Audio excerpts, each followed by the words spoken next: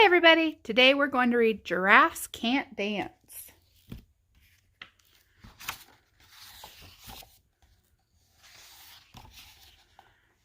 Gerald was a tall giraffe whose neck was long and slim, but his knees were awfully crooked and his legs were rather thin.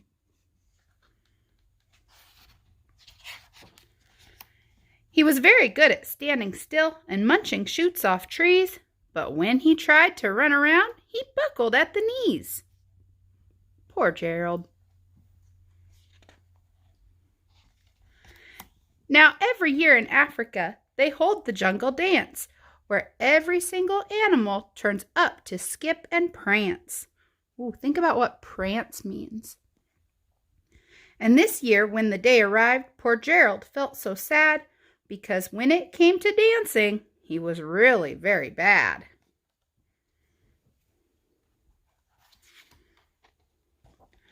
The warthogs started waltzing, and the rhinos rock and rolled. The lions danced a tango that was elegant and bold.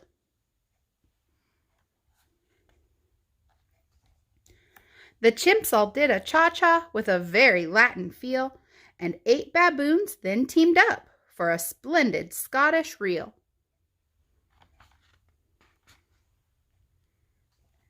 Gerald swallowed bravely as he walked toward the floor, but the lions saw him coming, and they began to roar.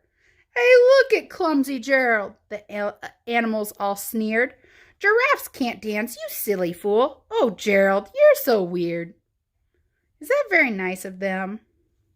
His animal friends need to be thinking about his feelings and how they would feel if somebody treated them that way. Gerald simply froze up. He was rooted to the spot. "They're right," he thought. "I'm useless. Oh, I feel like such a clot." What does he mean when he says he feels like a clot? So he crept off from the dance floor and he started walking home. He'd never felt so sad before, so sad and so alone. It's what happens when we aren't nice to some of our friends. We don't realize how much we've hurt them.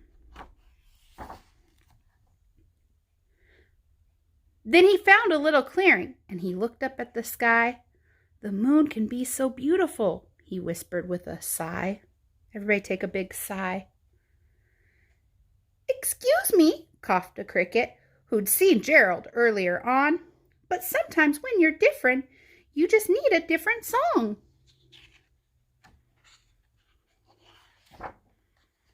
"Listen to the swaying grass and listen to the trees. To me the sweetest music is those branches in the breeze. So imagine that the lovely moon is playing just for you. Everything makes music if you really want it to."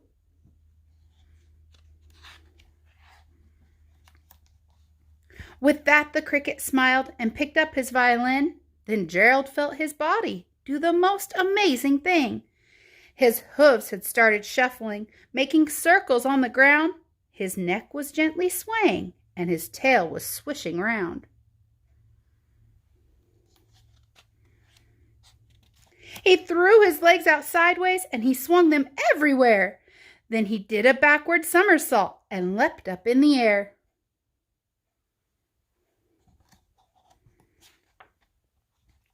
Gerald felt so wonderful. His mouth was open wide.